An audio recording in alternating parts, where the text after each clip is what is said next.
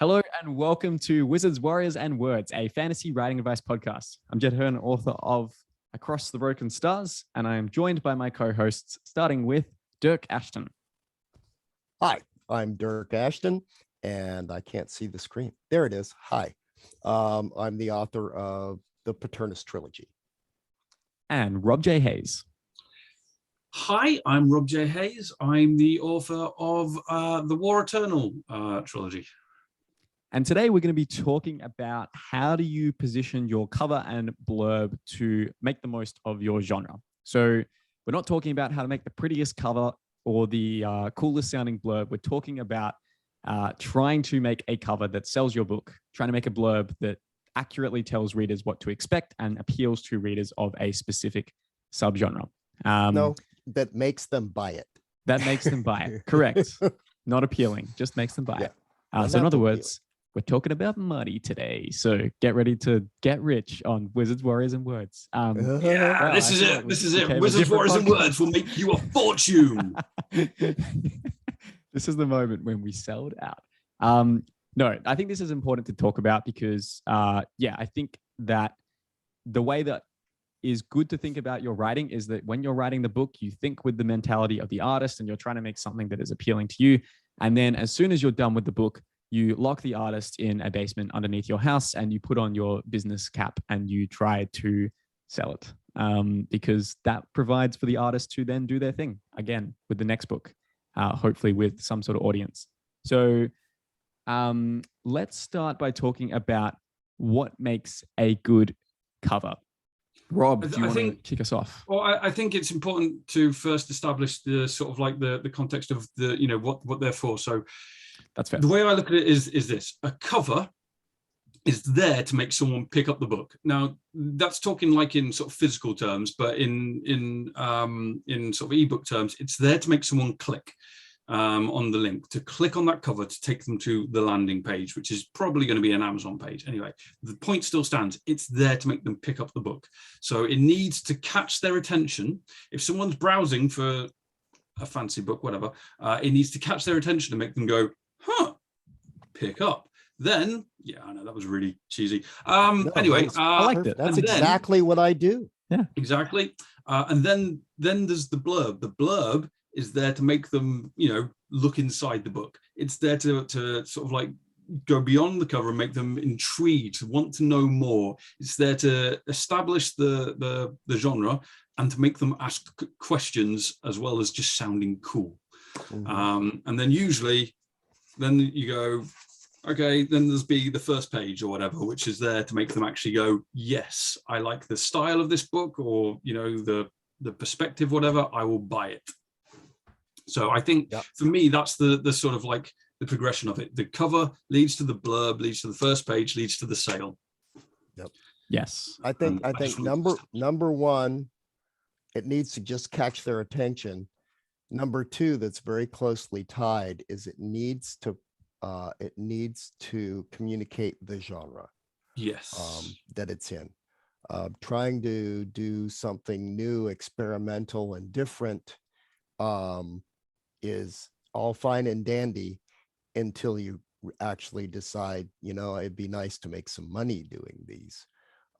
So do the research of other books that are they're as similar as you can find as to yours, and see what of those are selling, and study those covers. And then crucial to remember that go and browse around on Amazon looking at books and see how little now the image of the cover on the book page, the description page, the product page it's called, right, is a little bit bigger, but it's still small. Most of the time they see that are going to be in customers also read or also bought or recommended for you, or in the ads are going to be even tinier. And it needs to start to communicate those things, catch their attention, number one, and start communicating the genre right there immediately before they read any little description underneath. The other thing that I would bring up too is that you're gonna hear different competing terminologies.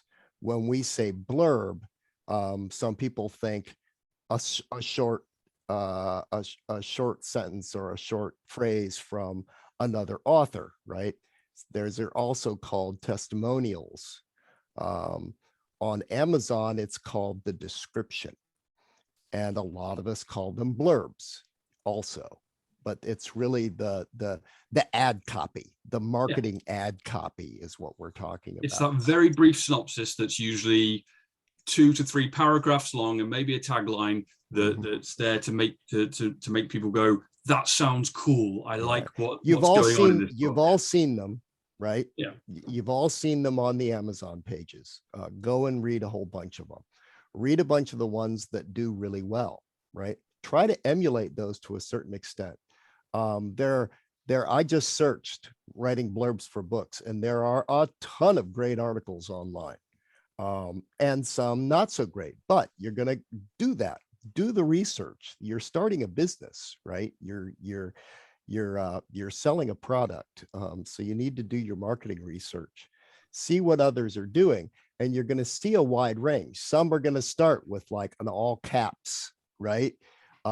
Even myths have legends, like is on mine, that kind of thing. Some will have number what in this many categories, best-selling book in blah, blah, blah. But that only comes later. Sometimes they have that tagline, sometimes they do not. Then sometimes they'll have a testimonial or two, another author or a reader, Amazon reader, Goodreads reader. Sometimes they'll have that up near the top, and then it gets into the description. Sometimes it just goes right into the description. Look at the books that write one that appeals to you eventually. This stuff is really hard. Run these things past your friends, ask them as if they were on Amazon. And you're going to see a wide range. You're going to see some that go on they're really long. And there's basically a synopsis of the book without giving away the ending. And some of them, I never read those. I never read past that first few lines. Most of the books, however, I buy because I know the author or they were recommended from word of mouth. Has nothing, I really don't care about the descriptions. And the big long ones, I don't want to read about the whole story. I want to get a good feel for it in the first, before I have to scroll down too much. So I keep mine personally really short compared to most people. My books have done okay, but I think a lot of that has been word of mouth. Though, there's no denying that any of us who sell a decent amount of books, that 95% or more of those are people who just come across it on Amazon. They are complete unknowns. They haven't read a blog review about it. They don't know anything about it. They just click and go in and look at something and buy it because, KU readers and, there are a ton of readers out there that have no connection to us whatsoever. Would you agree with that, guys? Well, I think all they know is what they see on Amazon. They have. Yeah, I just want to point out. I think first off, when we talk about genre, I think we need to establish that fantasy is, while that's the overall genre, it's the subgenres that really matter. So I was just going to say that. Yeah. What are you writing? Are you writing an epic fantasy? Are you writing a progression fantasy? Are you writing romantic fantasy? Are you writing whatever? There's so many different subgenres. Are you writing harem fantasy? Right? Sure. There are specific covers and types of description. Exactly, and that's just it. So the first thing you need to do is identify the subgenre basically that you are writing in, and then you want to go and look at even subgenre. Yeah, you want to go look at a bunch of different covers and see what they do. Like if you're looking at epic fantasy, a lot of epic fantasy, you'll see things like, hey, here's a sword on the cover. Things like John Gwynn's books. The majority of them have this weapon, sword, a hammer, a spear, an axe on the cover because it immediately says epic fantasy. Mm-hmm. It's one of those established little things. If you're looking at progression fantasy, as I have been doing a lot over the past couple of weeks, you quite often see this very detailed single character image on the cover, because that's what it's about. It's about this character who's going to be getting stronger, and you want to be able to see this character in their sort of prime. So that's what you'll see in that sort of genre. For romantic fantasy, you're almost certainly going to see either a single hot looking character, half naked dude, or a couple of characters who are standing very close together, indicating that there is a relationship that's going to be happening.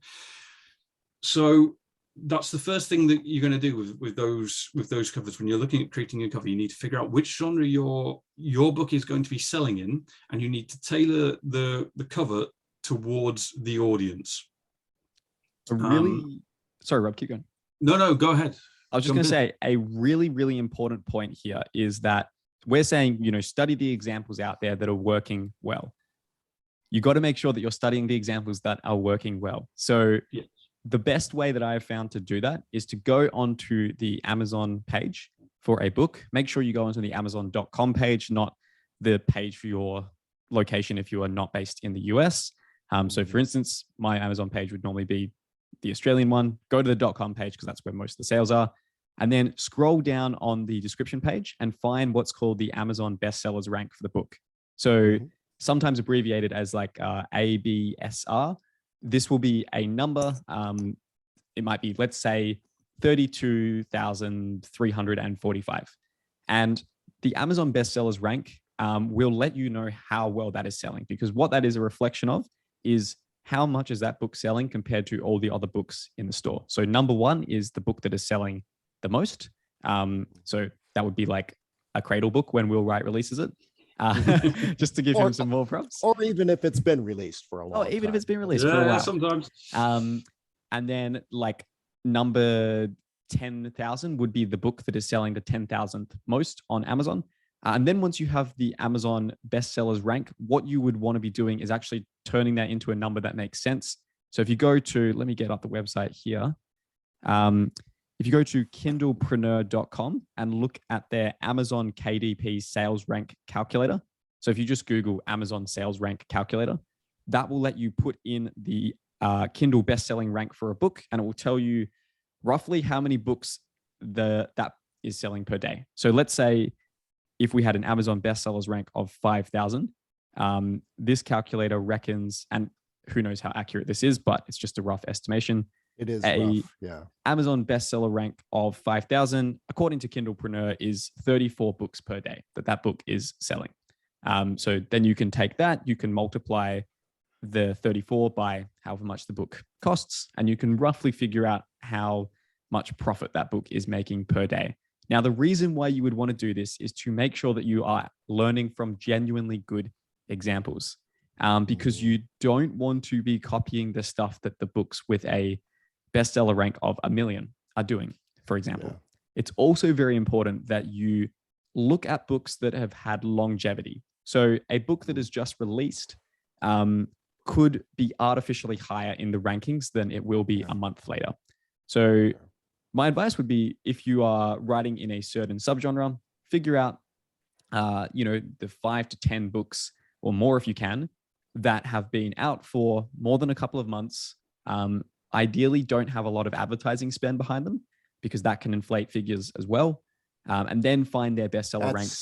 Super hard to figure out. Yeah, that one's difficult. You don't know who's advertising and who isn't. That's fair. You can. Yeah. Okay. I guess it is difficult to see it, but you can. Unless you're just cruising around looking at all the ads. If you are cruising around and if you see a book come up in an ad, there are things to learn from that for sure. But if you are trying to optimize for a book that you ideally don't have to advertise that much because it has hit a certain zeitgeist in a subgenre, then try to look for stuff that is a bit older would be my advice. But I guess that is hard. And be aware that when I look at ranks and I'm looking for something like keywords or titles for ads or something, I generally ignore anything that's on sale for 99 cents because that's Great also point. going to be artificial. Yes. Unless you just know that it's been doing really, really well. The other sort of easier, less maths heavy way of doing it is to look at the books that have a lot of reviews on Amazon, and I'm talking like 500-600 plus. If they're past 600, if a they're book's been doing out well for a year or less and it has 500 reviews, that's doing really well. And then occasionally you'll see one that has only been out for a few months and might have over 1,000. That is doing well. That's the sort of thing you want to try and emulate if you're looking for success within the specific genre. Yes. And I think same with Goodreads. Yes. Look at when it came out and look at how many reviews it has. Just as for comparison, I've been very happy, very lucky with Paternus, the first book, and it's been out now for 6 years almost. It will be out 6 years in May. And I still don't have 500 reviews. I have 496. Hey. So if you're close. If you're looking at a book that's been out for, a couple of months, 3 months, 6 months, or a year, and it's got 500 reviews, that book has done really well. Oh yeah. Yeah. For reviews is a really good rank. Yes, look at that. Look at the books that are ranking well in your genre and subgenre. But look at the number of reviews is probably even more telling of success. Yeah, so that's fair. Now, unless they're all 1 stars, but not that many people are going to read and review it if the book is not getting good star ratings. Exactly. It's just not going to happen. I think it's also worth taking into account when still on covers is that, not all great pieces of art are great covers, and not all great covers are great pieces of art. I was going to do a quick example for YouTube listeners. Or readers that watchers, this is one of my books. This is City of Kings. This is a wonderful piece of artwork with a nice black bleeding rose and thorns and a wintry vibe. It's a terrible cover. I love it, but it's still a terrible cover. I'm sorry, Sean, it is. It does not portray the genre at all. There's nothing on this cover to say it is fantasy. Yep. But it's Rob's fault, not Sean's, because he. Oh, it is. Yeah, I'm the one that told him what I wanted, and I had no idea what I was doing. No, because I know it's my fault when my things aren't working. But I was like, have a bleeding rose and a nice wintry theme and lots of thorns. It's really thematic, and but it's a terrible cover. It doesn't indicate the genre at all. The colors of it, while there's a nice contrast between the white and the dark, the blood on the rose is so dark that you can't really see what's going on with it, and it doesn't do anything. It doesn't make you go, oh yeah, what's that about? So those of you who are listening, not watching, look up Rob Hayes' City of Kings. City of Kings. It's a good example of a lovely piece of art, but a terrible cover. Yes. And that was one of the hardest things that I had to learn. It's like, just because it looks gorgeous does not mean it's going to translate well onto a cover. It needs to make people want to pick up the book. Yeah, and I can't stress enough that it needs to convey the genre. Yes. My first cover for Paternus was a really nice cover, and a lot of people really liked it. But it had way too much of a YA mystery Harry Potter feel. It looked like was it Fantastic Five? It looked like a Fantastic Five cover. Yeah, people have said Nancy Drew, Hardy Boys, Harry Potter, because of the wand thing that actually isn't a wand. It just looked like one, and a big tree in the background. And it was a gorgeous cover. It did not sell books, did not get attention. When I switched to the new covers, it made a huge difference. I mean, immediate and huge difference in the sales. I was going to bring up Paternus because I think that is probably one of the best indie fantasy covers I've seen, especially considering that you are having to position the book in a sort of weird place, because it's not epic fantasy, it's not urban fantasy, it's this epic urban fantasy, as you've called it, and that's hard to manage. But you have made a cover which is like, I look at it and I think Percy Jackson, and I also think like Stormlight Archive a bit, because it's got the glowing swords and it's got the buildings in the background and the moon, and it's just Oh, Perfect. and there it is. Rob is holding it up on Thing our is- video. Yeah. This is actually a very classic style for an epic fantasy cover, which is you have a single character facing away from the audience, usually wielding some sort of weapon, and then you Maybe have glowing. this big looming, a glowing weapon, so that it indicates fantasy straight away, and then you have a big glowing threat. In this case, Yes. a monster. So everything about this cover screams fantasy, and it's a very sort of traditional style of epic fantasy cover. Yeah, if we Well done. pull up nice work, Dirk.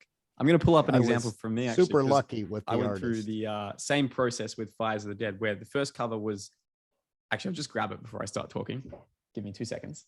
And this is an worries. example, and that is an example of a cover that works. So, That apologies to our- Sean King did the typography and design for that, and it just worked. Oh yeah, Sean is good. Just worked.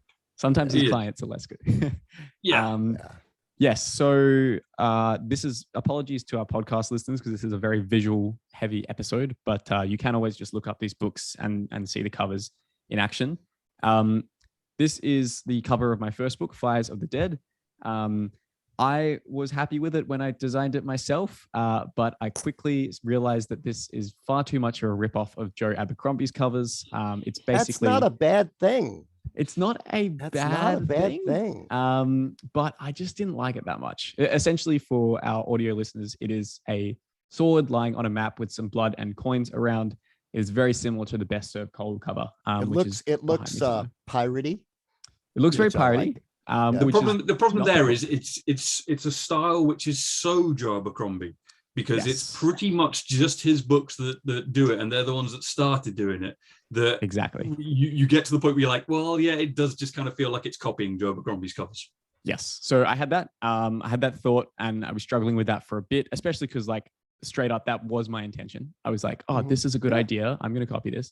But then I wanted to progress it a bit better. So I got it redesigned to look like this. The new Fires of the Dead cover is essentially like a figure running towards a bunch of soldiers with a sword in the middle. There's all fire around. It's in a forest. It is far more dynamic-y than the first original sword on a map cover. Sure, there's still room for improvement here, but I feel personally that this does a better job of feeling slightly unique as opposed to the other one, while still being firmly in the epic fantasy genre. So No. yeah, you guys feel free to correct me on that. If Now, what mistaken effect it. did you see when you switched that on Amazon? Not heaps, hugely, because No? this is not a Yeah. book that has sold tremendously well. It is a epic fantasy novella that is like 20,000 words long. So yeah, Novellas don't are a think it's hard in- sell, let's be fair. Yeah, they are hard. I just sell did no it matter mostly what the because I cover knew looks that like. if I got to a point where I was selling more of my other books and people were going back to my first book and reading it, I didn't want people to see a very amateurish cover for my first novel. And I had the money to reinvest in a cover for it as well. So I wanted to do it for that reason. I think I don't know exactly what impact it had on the sales for it. But I'm much happier with it as a cover. So I think that was enough for me. Yes. Moving on to blurbs. Yes, Yeah. that is important. For blurbs, before we get into that, one of the books that has helped me a lot with this, which I mentioned before we started recording, is Writing Killer Cover Copy by Alana Johnson. I'll put a link down in the show notes. That will be an affiliate link. So if you buy through that, you're supporting the show at no extra cost to you.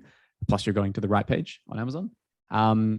And one of the things that she kind of summarizes very nicely in the book is what she sort of identifies as the 4 parts of blurb. So you guys feel free to chip in here if this is different to how you do it. But the way that she kind of structures her blurbs is you start with a hook, which sums up the novel in one sentence. And it's something that is really just grabbing the attention and kind of just maybe saying genre details. So an example could be, not even myths have legends from Paternus, for example. That is something that is hooking readers in, telling them the genre immediately. The second part is the setup. So that is where you start providing details about the main character and the catalyst that moves the main character into conflict.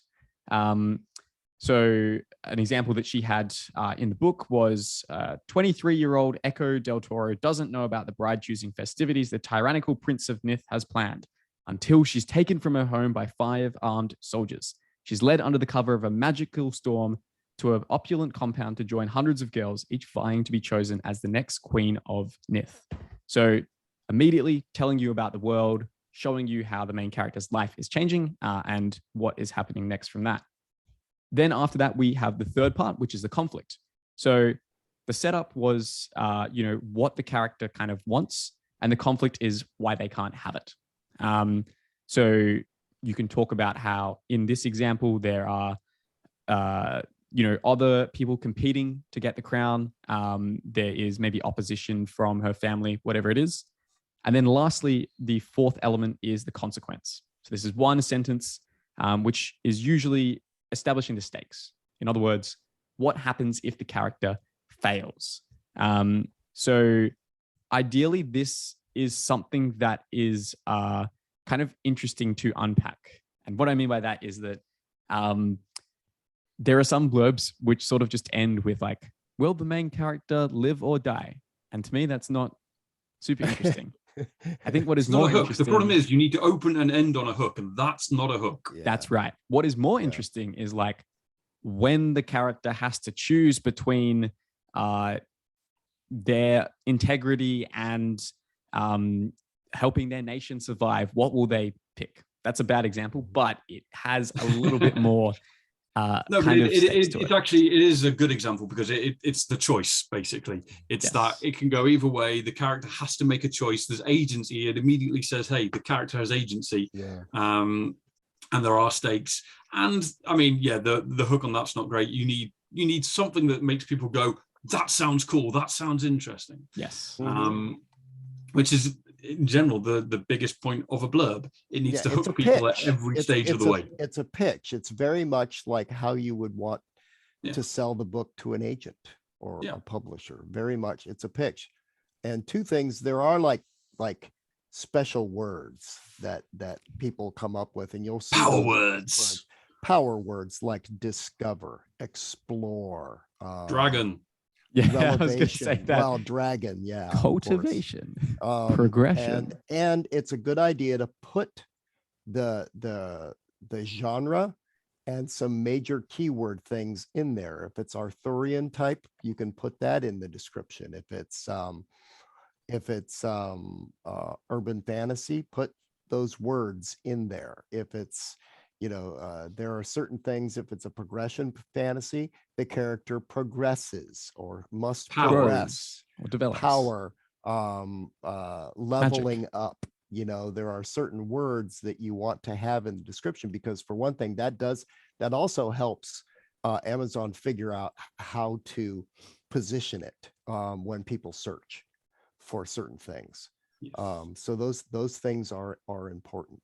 Just don't do the thing that I have seen some traditional publishers do, where their subtitle for the book is like, I don't know, amazing book title. Self-pub does it all the time, and I've seen some huge sellers that say an epic progression fantasy. That's the subtitle. No, that's fine. I'm talking here about I'm talking here about a book I absolutely love, Project Hail Mary, right? The subtitle for this book is the mega new bestseller from the incredible author of The Martian. Really? Seriously? I've never seen that. Let me look it up. Some really bad ones. Like, I absolutely love the Poppy War by R.F. Kuang, but the subtitle for that is TikTok made me pick up this book or something like that. And it's like, what? God. That's the subtitle? Yeah, it's so weird. Anyway, but that back to the point again. Grounding in the genre, basically. Again, it's so important. You need to ground your blurb in the genre, in the subgenre that you are going for. And again, your best bet is to look at the ones that are selling and are selling well, and to try and emulate them as much as possible. Yes. There's one thing that I avoided for a long time that we haven't touched on, is the this meets that. Those are extremely common. Some I've had I've had a couple of responses to ads and stuff. It's like, oh, this meets that is blah, blah. I hate that. Truth is, though, it sells books. Oh God, yeah. If you do it right, it sells books. Don't listen to the naysayers. If you want to put one in there, put one in there. I would recommend you do. Also, even before I changed the title or changed the cover on Paternus, when I finally acquiesced and put in a this meets that, that also had a big thing. Because it's the competition. I mean, there are so many books. You gotta break through the noise. And if people don't know what the hell it is or don't have a good feel for it right off the bat, you're going to lose them. Yes. So this meets that helps, and play with it. That's the great thing about self-publishing. You can change the covers, you can change the inside, you can change the blurbs, you can change the description anytime you want. Yes. You will often see it like with to be honest, the majority of well-selling books I've seen, they usually end on a sort of comparison, and it may not be a comparison of it's Game of Thrones meets Witcher or something like that, but it quite often what you'll see is sometimes it is. they'll name drop a couple of authors in the same genre that they're targeting the audience for. So they might say something like right at the end, this. Yeah, for people who loved Mark Lawrence and R.J. Barker or something like that. And then I love Mark Lawrence and R.J. Barker. I love Mark. I don't know Lawrence anything about their books, but we've even had R.J. on the show. That's how much we love him. That's right. We love you, R.J. And we've tried to get Mark, but you know. We know that Mark has doesn't do watched this sort of at thing. least one episode of the show in the past, even though he did not want to come on the show because he doesn't do podcasts. He watches. He does watch. Hey, Mark. But they're usually those sorts of comparisons are usually used at the end of the blurb, and they're combined with the call to action. So what they'll quite often say is something like perfect for fans of Brandon Sanderson and Will White. You know, pick Rob up J. this pulse pounding adventure today. Yes. Something like that. That's the sort of like the call to action at the end, which is that basically it's like a little subliminal, suggestion or demand of buy the book. Yeah. That is literally. And you'll see that on ads too. Ascendant, it's like which made me read the book. Blah blah blah, really short. Try it now. Buy today. I don't know what it is about me that I can't bring myself to do that. I can't bring myself to say, buy it now. I don't know why. Same reason I probably didn't want to even say what the genre was early on. And the same reason why I refused to use a this meets that for a while. But when I did that, sales went up. Yeah. So maybe if I did try it now, maybe sales would go up, but I can't. Exactly. The thing is that little call to action, it doesn't have to say buy it now. You can play with it a little bit. You can check it out. And they sell a shitload of books. So yeah, check it out, give it a try, whatever. Anyway, all of that lot. But yeah, a call to action at the bottom is actually quite important because it's just a subliminal suggestion to people of pick it up, give it a go, which may be enough to just tip them over the edge. Yes. Yep. One other thing, which is sort of like, I guess, homework. So we're giving you homework now to do, is an exercise that I really found useful was to hand copy successful blurbs.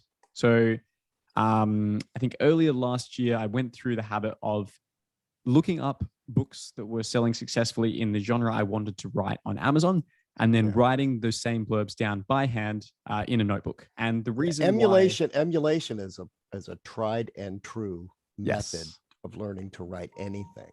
And it's important here that you do it by hand, I think, because just copying and pasting it into a Word document or even writing it in a Word document will not give you an appreciation of the rhythms and the way it's structured in the same way that actually physically writing it down longhand will.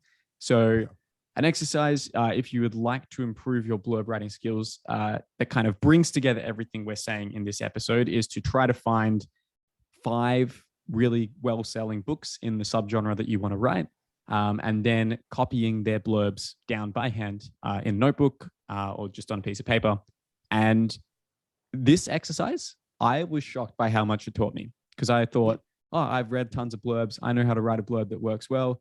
I did this exercise and it actually really blew me away how much I learned from it. So I would highly recommend that you do that if you are wanting to improve this area of your writing.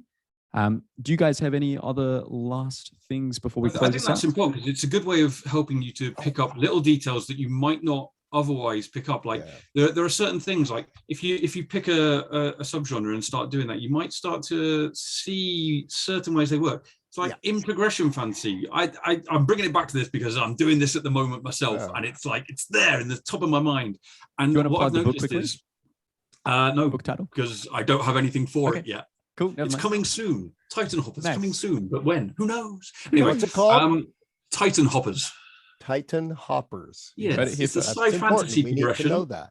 Yes, coming soon, but there's nothing about it anywhere online yet, apart from my Patreon. But anyway, but anyway, what I was, what my point was, I started to realize things like in that first tagline, they almost always mention like the character by name.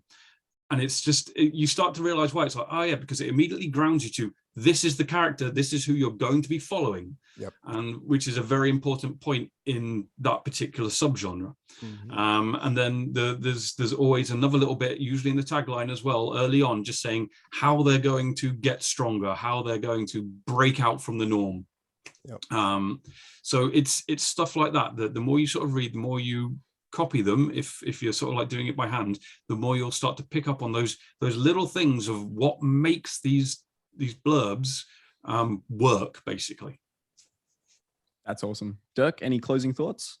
I was just going to invoke the spirit of Michael R. Fletcher, and he's been pretty successful with doing this kind of stuff too. And he likes to say it doesn't have to be true. That everything you say doesn't have to be exactly the way it happens in the story, right? So you don't have to be like so true to the exact story that you're weighing it down with details.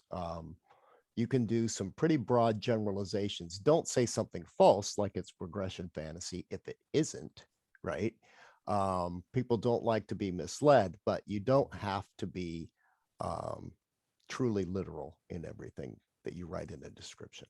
The trick there is what you can do is ask questions or write it in such a way that basically suggests a question, because that's a hook in itself. If you're posing questions to the reader that makes them want to know the answer, that's a hook.